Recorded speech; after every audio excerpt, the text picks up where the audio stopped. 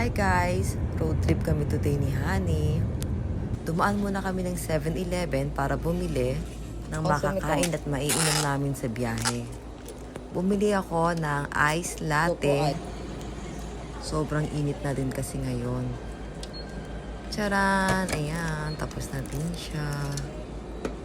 Si Han nauna na sa car at waiting na siya for sure. Ayan, punta na ako sa car.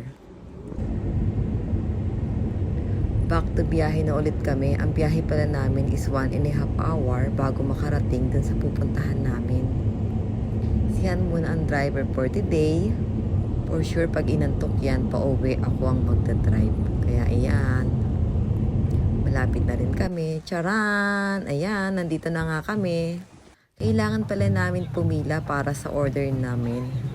Ang daming tao dito guys, every weekend.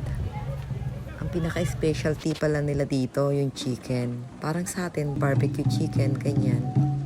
Sa Japanese is Sansoku chicken ang pangalan niya. Ito naman ang food gift na corner, guys.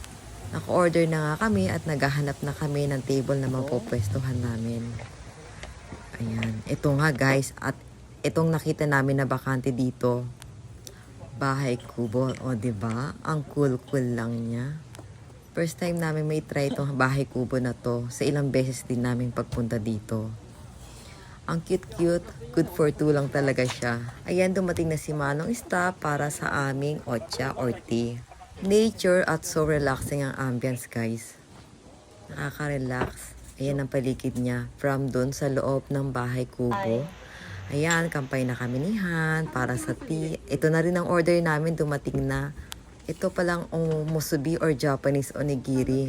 Ang laki-laki niya, guys. Iyan na din yung chicken ng Sansoku. Chicken ng Sansoku ang tawag dyan, guys. Ayan, syempre. Dahil gutom na, pero kailangan mo ng umaura-aura. Mag-take kami ng picture ni Han para naman may remembrance ulit kami dito sa Bahay Kubo namin na pinuwestohan. Sarap, guys. Favorite ko yan. Ito pala yung bintana ng Bahay Kubo, guys. Ayan, ang cute, diba?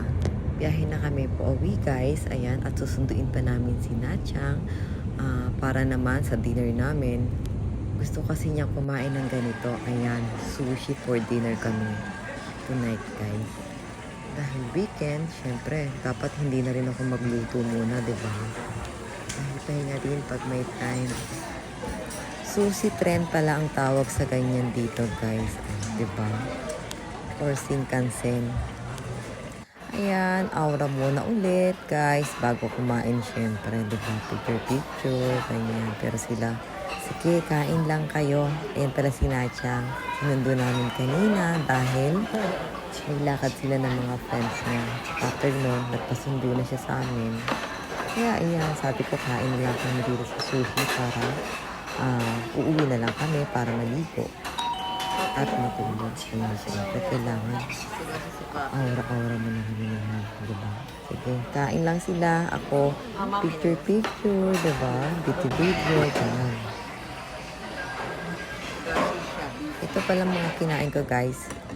Ebi aburi, ebi with avocado and onions. Sarap yan, guys. At ito naman ang squid tempura at tuna mayonnaise. Sarap din yan, guys. Yun lang naman ang lagi kong kinakain dito. Ito naman si Honey ang mahilig dyan. Ika. Thank you for watching, guys. See you sa next vlog.